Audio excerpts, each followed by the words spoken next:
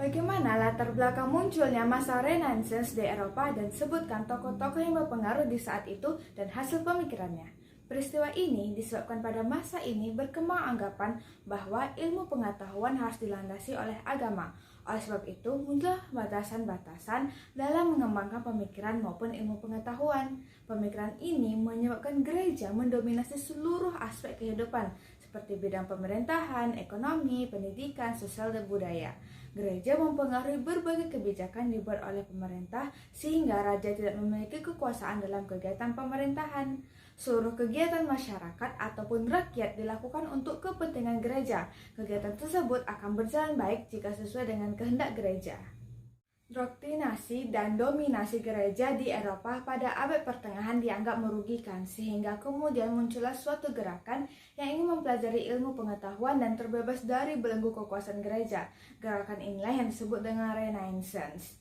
Dari sekian banyak tokoh-tokoh pada masa ini, beberapa di antaranya, yang pertama ada Nikolaus Kopernikus, seorang tokoh gereja ortodoks yang menemukan bahwa matahari berada di pusat jagat raya dan bumi mempunyai dua macam gerak, yaitu perputaran sehari-hari pada porosnya dan perputaran tahunan mengitari matahari.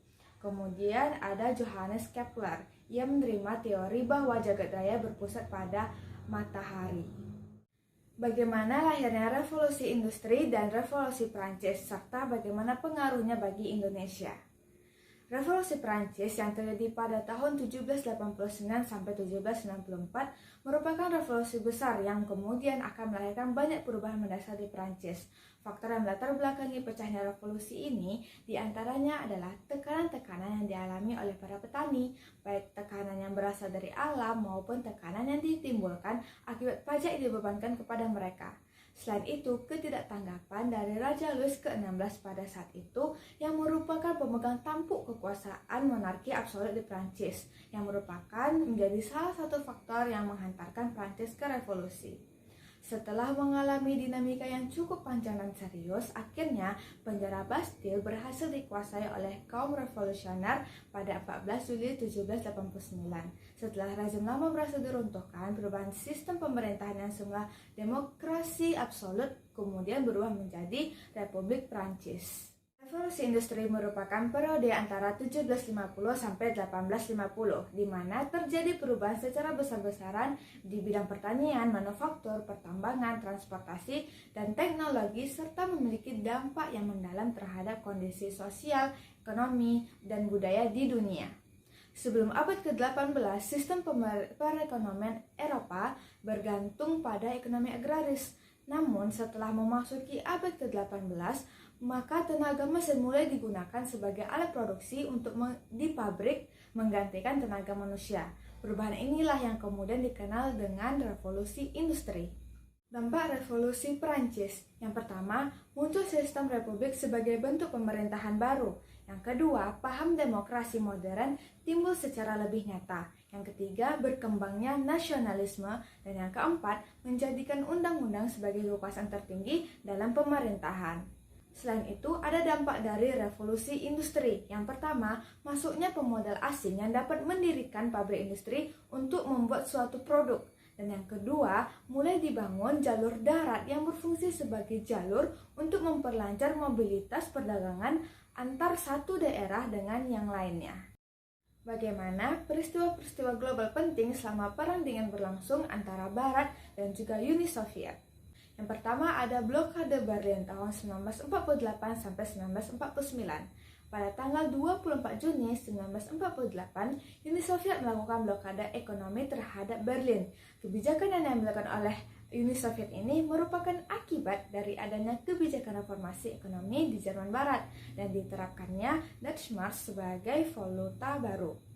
Kemudian, Jerman Barat terjadi krisis yang membuat negara sekutunya seperti Amerika Serikat, Prancis, Kanada, dan yang lainnya memberikan bantuan udara untuk memasok bahan makanan dan yang lain sebagainya kepada Berlin Barat. Kemudian pada Mei 1948, Stalin mencabut blokade Berlin setelah mencapai kesepakatan dalam negosiasi dengan Amerika Serikat, Inggris, dan juga Prancis. Perang Korea 1950-1953. Latar belakang dari Perang Korea ini yang pertama, persaingan ideologi antara Uni Soviet dan juga Amerika Serikat. Yang kedua, pembentukan Korea Utara yang tidak disepakati oleh Amerika Serikat. Yang ketiga, sebab lain adalah karena Korea dibagi menjadi dua wilayah. Berikutnya ada Perang Vietnam tahun 1959 sampai 1975. Perang Vietnam dilatar belakangi oleh kejatuhan Prancis yang telah menjajah Vietnam sejak melakukan perang kolonial di Indochina mulai tahun 1840-an oleh pasukan komunis Vietnam yang dipimpin oleh Ho Chi Minh. Pada tahun 1954 dilakukan perjanjian Jenewa dan Prancis meninggalkan wilayah Vietnam. Namun saat itu Vietnam terbagi menjadi Vietnam Selatan yang didukung oleh Amerika Serikat dan Vietnam Utara yang didukung oleh Uni Soviet dan juga Cina. Akibat hal tersebut terjadilah perang Vietnam antara kedua kubu dan masuk dalam perang dingin antara Uni Soviet dan Amerika Serikat. Perbedaan ideologi juga menyebabkan perang ini terjadi. Jelaskan peristiwa-peristiwa penting pasca Perang Dingin. Pertama, runtuhnya Uni Soviet. Uni Soviet resmi bubar pada tanggal 26 Desember 1991. Bubarnya salah satu pelaku Perang Dingin ini turut mempengaruhi berakhirnya konflik tersebut dan upaya-upaya sekutunya. Kemudian ada bersatunya Jerman Barat dan Jerman Timur. Sebelumnya, Jerman Timur dikuasai dengan ideologi komunis, sementara Jerman Barat liberal kapitalis. Pada 4 November 1989, lebih dari 500.000 warga Jerman Timur berdemonstrasi di Berlin Timur. Lalu, Kabinet Jerman Timur dan Politburo, Partai Komunis, lembaga tertinggi di Jerman, dibubarkan. 5 hari setelahnya, tembok Berlin dan pembatasan lainnya dinyatakan terbuka. Kelak pada 3 Oktober 1990, hari penyatuan Jerman dikukuhkan. Berikutnya bubarnya Pakta Warsawa. Pakta Warsawa adalah aliansi militer negara-negara blok timur di Eropa Timur yang didirikan saat Perang Dingin. Tujuan pendirian dari Pakta Warsawa yaitu mengantisipasi kemungkinan ancaman aliansi NATO yang dimotori oleh Amerika Serikat. Setelah Perang Dingin usai, seiring bubarnya Uni Soviet, Pakta Warsawa pun juga bubar pada 31 Maret 1991. Jelaskan kondisi kawasan Asia, khususnya Asia Tenggara setelah Perang Dunia Kedua. Setelah Perang Dunia Kedua berakhir, negara-negara di kawasan Asia Tenggara mulai dihadapkan pada dua kondisi yang berbeda. Kondisi pertama terlihat dari usaha beberapa negara untuk memperoleh dan mempertahankan kemerdekaannya melalui perlawanan-perlawanan terhadap negara-negara yang pernah mendudukinya. Indonesia berusaha keras untuk mempertahankan kemerdekaan dan menolak kedatangan kembali negara Belanda. Myanmar menolak kedatangan Inggris dan Vietnam dan berusaha juga ikut menolak kekuasaan Perancis. Berbeda dengan kondisi yang pertama, pada beberapa negara yang menunggu hasil keputusan dari negara yang pernah menduduki mereka mengenai status negaranya seperti Filipina, Malaysia, dan juga Singapura.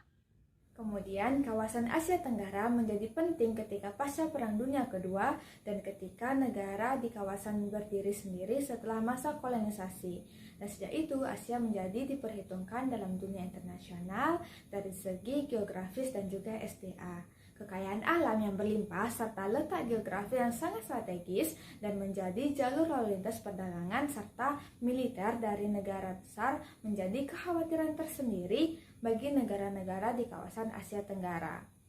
Banyak hal yang telah terjadi dan keinginan membentuk satu kekuatan regional pada akhirnya mendorong terbentuknya organisasi ASEAN. Pembentukan dari ASEAN ini sendiri pada dasarnya dilandasi oleh keinginan dari negara-negara pengusung untuk membendung masuknya kekuatan asing ke dalam negaranya.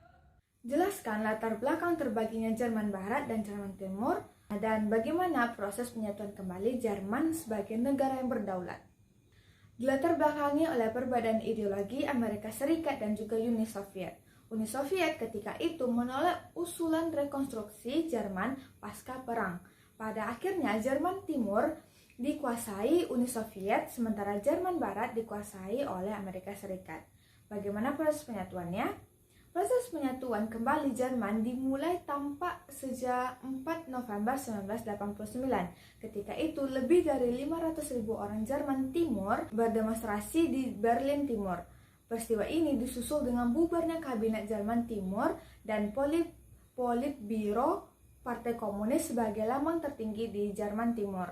5 hari kemudian, tembok Berlin dan perbatasan lainnya dinyatakan dibuka. Saat itu, jutaan orang Jerman Timur mengunjungi Berlin Barat.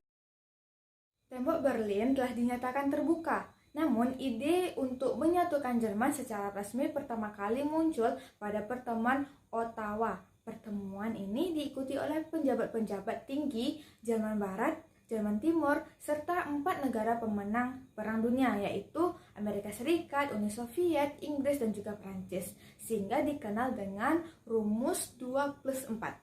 Setelah mengalami perjuangan yang panjang, pada 3 Oktober 1990, akhirnya kedua Jerman berhasil bersatu.